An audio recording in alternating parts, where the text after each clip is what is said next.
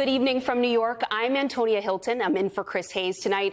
Elon Musk, the unelected billionaire who left the White House just last week, is now whipping votes against Donald Trump's big, beautiful bill. Take a look at the tweet, which I'm told we do have ready here, from Elon Musk, who says, "I'm sorry, but I just can't stand it anymore. This massive, outrageous, pork-filled congressional spending bill is a disgusting abomination. Shame on those who voted for it. You know you did wrong. You know it." In a follow-up post, Musk added this, quote, "In November next year, we fire all politicians who betrayed the American people." Now, contrast that with the much more diplomatic tone Musk had just a few days ago. I'm a little stuck in a bind where I'm like, well, I don't want to, speak out against the administration, but I don't want to. I also don't want to take responsibility for everything the administration is doing. But then on Sunday, something changed. Trump pulled the nomination of Musk's close collaborator and to-be NASA administrator, a billionaire named Jared Isaacman. And so now the bill is a, quote, disgusting abomination. But Speaker of the House Mike Johnson disagrees with Musk. It's very disappointing, okay? I've come to consider Elon a good friend, but with all due respect, my friend Elon is terribly wrong about the one big beautiful bill.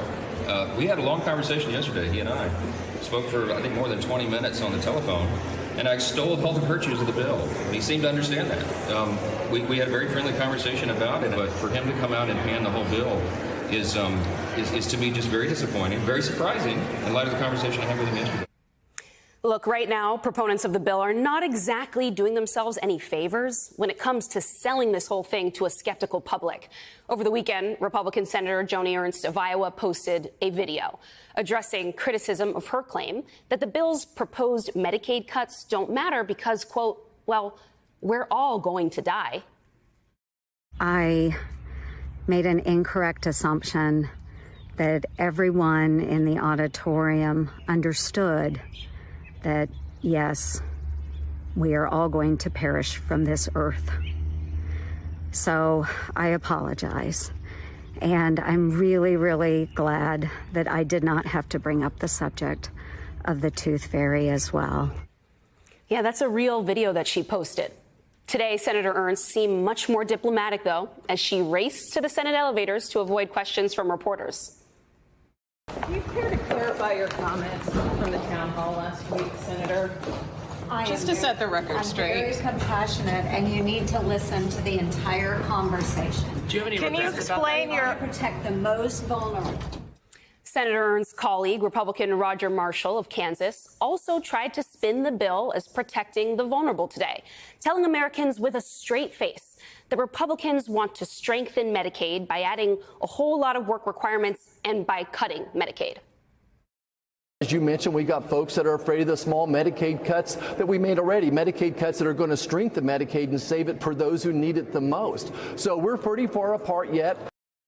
Senator Chris Van Hollen is a Democrat from Maryland. He serves on the Appropriations Committee, and he joins us now.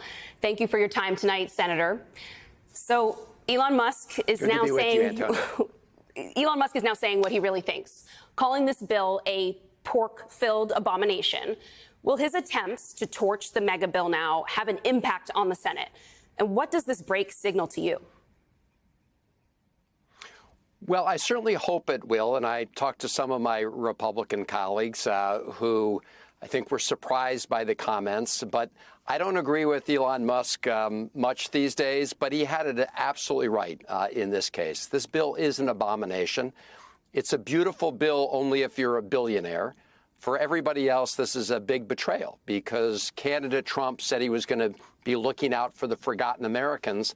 All he's looking out for here are billionaires at everybody else's expenses. And when you played Senator Ernst's video, her original response and then her effort to make light of it, it exposes the whole thing because more people will die early if this bill goes through with these Medicaid cuts. And they can try and dress it up however they want. But at the end of the day, Elon Musk is right that this is an abomination. It will add trillions of dollars to our deficit and debt, even after they make these cuts to Medicaid and food and nutrition programs. So it should be defeated.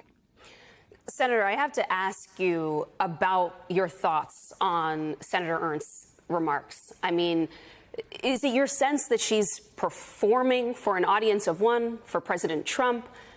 Is this who she is, your colleague? You know, it really is hard to make sense of that response, both the original response, but then the effort to make light of it, because there's nothing to make light of when it comes to the impact of these Medicaid cuts. They will result in millions of Americans losing access to health care, millions of Americans who will no longer be able to afford their health care. And the reality is more Americans will die as a result of it.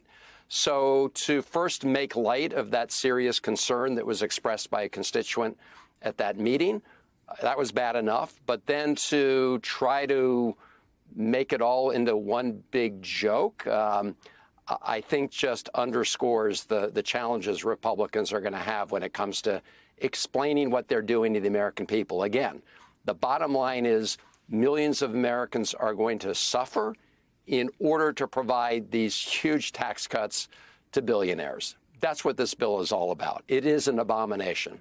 Republicans keep reframing this, though, as actually a form of saving and preserving Medicaid and Medicare.